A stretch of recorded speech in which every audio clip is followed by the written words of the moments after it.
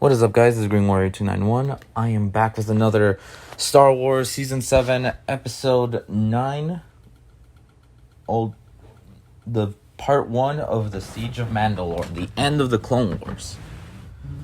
Now, let's start off with two things. One, it seems that we know...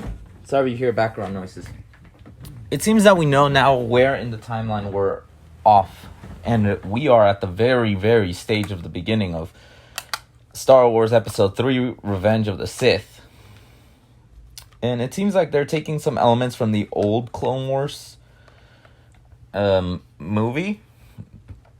Like, not the one from that's in this continuity, but the original from 2002 or 3. I forgot which year. And that's actually very interesting. Just because they're taking some elements that happen in that movie and making them semi-canon. Just as Ventress was semi-canon with how Dooku and her met, and their Anakin and Asajj Ventress' first fight and all that. But what catches my attention is Anakin managing to outwit the droids by just talking, which is something Obi-Wan should be able to do. Then again, at this point, Anakin has become the iconic hero of the Clone Wars, so I wouldn't doubt that things went that way.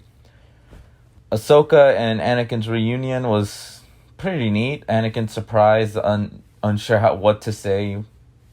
Something feels like he would do.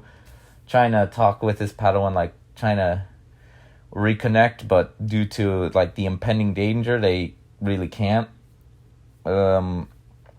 Obi-Wan getting confronted about his feelings with Sabine.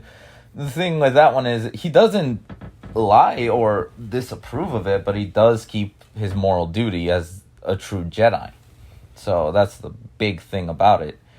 And I like how Anakin managed to kind of evade everything by actually promoting Rex from Captain Rex to Commander Rex, which is something he deserves. Considering that he was Captain Rex for the entire Clone Wars, only because Ahsoka was the commander of that division.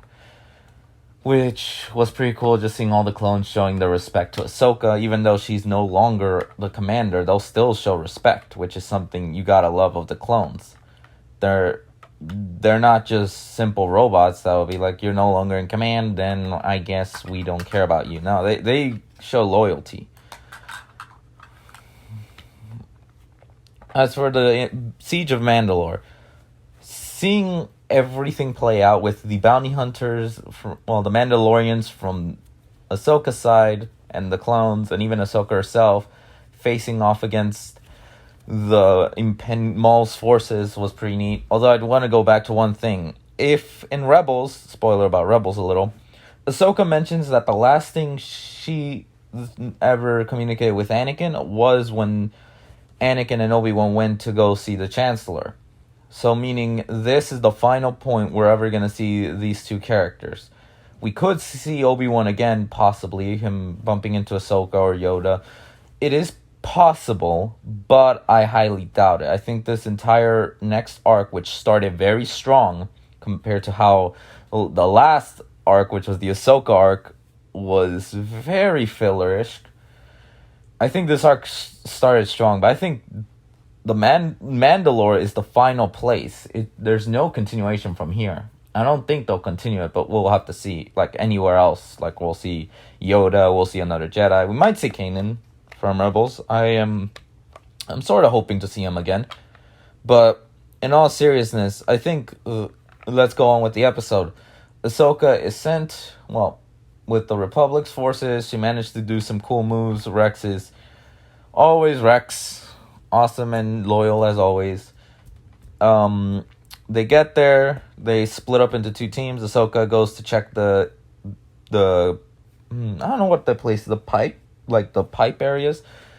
Although it's a trap for Maul. But Maul, in the end, basically states that he was expecting Kenobi, so he was hoping that Obi-Wan Kenobi was the one to arrive, not Ahsoka, which left him very, very annoyed, because that would mean that he did all of that in his own mind for nothing, because all he wants to do is kill Kenobi. I mean, yeah, he wants to torture and make him suffer, but at the end of the day, he wants him dead. Which Obi-Wan makes a funny line of, you want my advice? Capture him. Maul doesn't tend to stay dead. And true to Obi-Wan's word, guess what it took? It took Rebels. I mean, he was there in Solo, but Solo as a film is very questionable. He survived all Clone Wars, and it took Obi-Wan to kill him again. Because if you haven't seen Rebels, Obi-Wan kills Maul. Now, I disagree with how I get what they did with that choreography, but I kind of don't like that, because that was not epic. They should have probably saved that for like the Obi-Wan Kenobi spin-off series or a movie or something like that, because then it will feel more meaningful as the final stepping stone. But that's besides the point. So we get to see Maul again in his very threatening looks, and Ahsoka's blades are blue now, which I like. Anakin's Ahsoka notices they changed from green to blue, so she gives Anakin a look, and it's like, hey, what? They're new and improved. But as an episode of starting off this final arc of the final season, 9.5 out of 10. There isn't much I mean, we saw Kanan and we've seen all this and that. I really like the episode. It is amazing. It's very quick. It's very amazing looking. I don't know. It hasn't hit that 10 mark where it's just perfect all the way for me.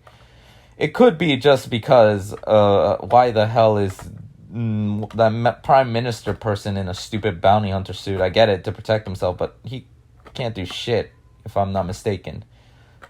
But that's like the most smallest of nitpicks. Anything else, it would be a 10. 9.5 is like closer to a 10. Anyway, comment down below. Tell me if you like this episode or not. I will see y'all next time.